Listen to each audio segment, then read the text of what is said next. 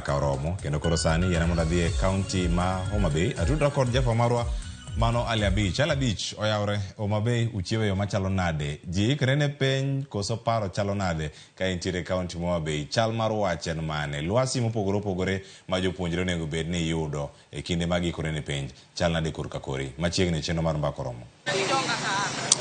Erokamano ahinya Cleophas Oluoch awinji makare kwa bira chiel kachiel e boma ma Homa Bay kandi kendo wachiwo makare kaunti ma Homa Bay kandi kaka nyalo neno chenro mag tich jodak ma Homa Bay ka dhigo nyime kaka pile kendo kawuono wabago twak ma odhigo nyime Ramogi TV kinye ma kawuono kwang'iyo Ikruok masani koro dhi nyime kalure ne penj madongo ma ochiegni chake pacho kaendi mano kama oting'o penj mar joklas 12 penj ma joklas 8 kaachiel kod penj ma joklas 6 ma bende biro chakore pacho kaendi kalure kod report ma aseyudo kawuok kuom bad migawo mar somo e kaunti ma Homa Bay kandi en ni kwand jopuonjre maromo 27,957 gin jopuonjre ma biro timo penj ma klas 12 e sub counties 9 ma Homa Bay kandi ka kwand jopuonjre maromo 38,219 biro timo penj mar klas 8 kata KCPE e skunde te ma ntiere kaunti ma Homa Bay ka kwand jopuonjre ma biro timo penj mar KPSEA kata penj mar jograde 6 e kaunti mangima gin kwan jopuonjre maromo 36,407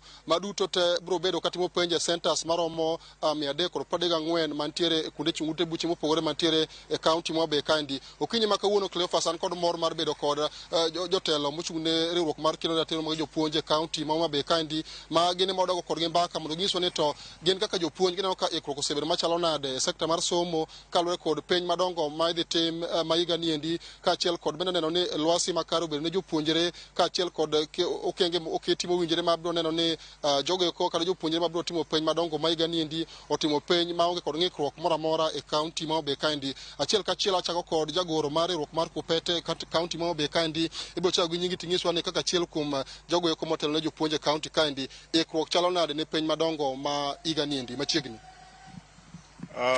An iluonga ni Steven Yogo, jagoro mar Kupet ma Homa Bay County. Nyocha waneno kosetim briefing ne principals te gi head teachers te, supervisors te bende nosetim negi briefing. To sama wawuoyo ni wang'eyo ni nitiere rehearsal madhi mbele mitimogo briefing mar invigilators. Koro wang'e ni Ikruok osebedo ne penj. To kata kamano wadwa wacho ni nitiere kuonde moko ma pod waneno ka Ikruok kaluwore gi chenro ma joneko keto ok wane ka dhi kare. Wang' ni joneko wacho ni principals bro dhi e collection points diriyo. Mano ng'iso ni gibro bedo ka gidhi safara 6 okinyi sami dhi kas samang' iduogo omo penj ma mid morning kas kae to samang' ichak iduoke ng'iso ni gibro dhi safara 6. Mano ng'iso ni gibro bedo ka gitiyo gi pesa mang'eny ma mano tiende ni nyaka koro kata na allowance mimiyogi mondo dhi malo nyaka sani osebedo kimiyogi siling 500 kende odiechieng'. Adiera kinyalo miyo chief principal, senior principal gi principals mane D3 and above imiyo siling 500 per day to ichalo ni iyanyo profession mar jopuonj. Kendo waneno ni mano ok en gima kare, bedo ni gidhi kanyo de 6 no dwaro ni mondo med allowance no kaber to bi kata siling 1,500. Wang'eyo ni wabunge ema budget ne piny. Wabunge kadiponi uwero jopuonj adieri to wadwa ng'isou ni mondo uketa for budget mabro miyo invigilators, supervisors, center managers, even security ji tema uparticipate e penj mondo chulgi e yo makare to kendo kik deki. Higa ni nyocha neno ko chul mana ji dwe mar 7. Jopuonj orito joma nodhi nono rito for so long, girito ndalo mang'eny ma chunygi ojok gi godo. Kae to invigilators gi supervisors borito ndalo mang'eny.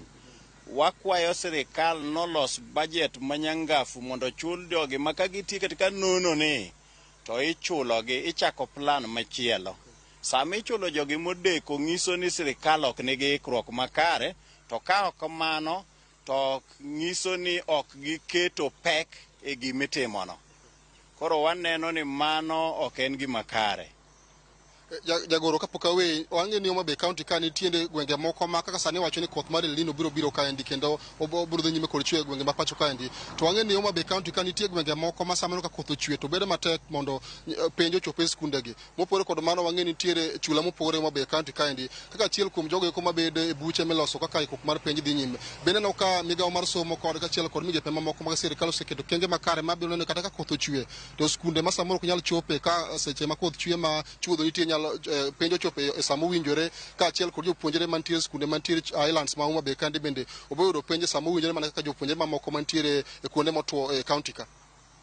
En adiera makende ni Kupet osebedo ka kedo ne jopuonj mantiere kuonde maricho ma ka koth ochwe to kata chope bedo matek kaka Mfangano, Rusinga, Suba South rach te. Parts mag Suba North mantiere Laknam, yo Usao kocha Ngodhe kucho richo kabisa. Mdhiwa bende wang'eyo ni yore riche maka koth ochwe to rach. To koro gima neno, pok aneno ka ikruok mar kedo gi El Nino no biro bedo, nikech aneno ka seche moko penj biro deko kuonde moko ka koth ochwe mang'eny. Nyoro kata boma ma Homa Bay koth nochwe maratipo. Koro wang'iso Ministry of Education mondo ikre motegno to kendo gilos chenro manyangafu makadipo nono ni koth ochwe matek kamano to wayud yo minyal tergo penj mapiyo kata itero mag ndege. Karwa kaendi en kama tek ma jopuonj onego bed ni miye hardship allowance. Rachuonyo North, Suba South, Suba North mago kuonde monego bed ni yude hardship allowance mamoko to negiseketo mobedo asal. Koro miyo gibed gi ikruok machal gi magiketo ne Marsabit, magiketo kata Mandera ka. Wabed gi standby ndege moro makata kadipo nono ni gik kuonde machalo Mfangano, Kiwa Island. Ing'e ni kanyo kamarach kabisa. Gibed gi ikruok motegno mondo kik nyithindo dek ne penj. Mogik awacho niya, wach ni dhi ket jopuonj mag secondary bedo invigilators to nitiere kaka na wa advise them the NEC ni gi reconsider.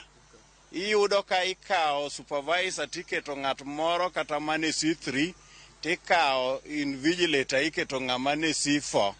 Ng'ama ne C4 ni is senior moloja C3 cha, koro bro neno notiyo anda ng'at monego be notiye bwoye, to mano dhi chocho weche mag penj. To mar ariyo, japuonj ma bende osebedo ka puonjogi kaka ana japuonj Kisongo. Ka bedo invigilator ta ane C4 kanyindo ta aneno ka nyathi ondiko preposition marach. Inya yudo ka idhruok moro biro nikech an be nyocha sepuonje kamoro mang'e ni preposition onego bed on kata in. Anyalo sudo ir nyathino tangiso nyathino ni to indiko marach nang'o to gino onego bed in. Mano dhi kelo nyayo kuo mar penj ma ok wadwar. Kore momiya waneno ni giti gi JSS teachers, ma syllabus gi opogore gi gik ma jok matimo penj gi dhi timo, kae to gi jopuonj primary. Bende an ka kod achiel kuom jokanyo ma kendo natero mag jopuonj ma be kandi mana matin bro chawo gi nyingi tingiswa ni kaka achiel kuom jotend jopuonj ma Homa Bay kandi bende no ka ikruok oseketi makare mar miyo jopuonj lwasi makare sama koro gidhi chako penj madongo ma higa niendi. Erokamano nyinga Jack Odhiambo Koth, ane jakom mar Kupet bade ma Homa Bay County. Ikruok makare oseketi gi jok ma rito penj. Waneno ka jopuonjwa osemigi ikruok moromo, osetimnegi briefing e sub counties mopogore opogore, ma wambe kaka jotend Kupet wasebedo kwadhi e bura meiko jopuonj, to waneno ka ikruok osekete e yo makare.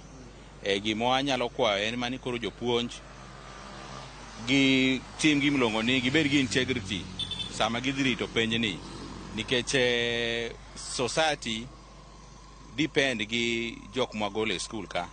Koro wakwayo ni wabed gi integrity seche mwarito penj ni mondo wagol nyithindo manyalo konyowa in the future. Yeah.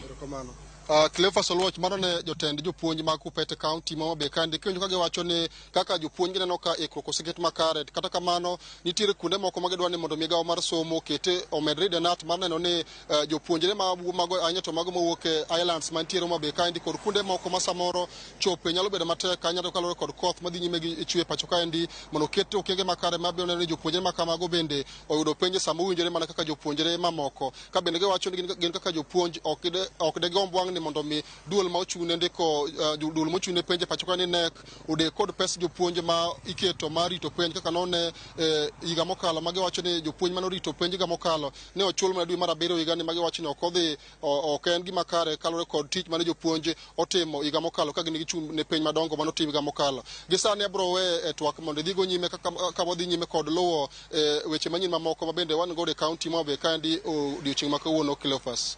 Agonero kamano nyale abich mano le abich kowuok e county ma Homa Bay kendo mano ema kelo e giko mag kawo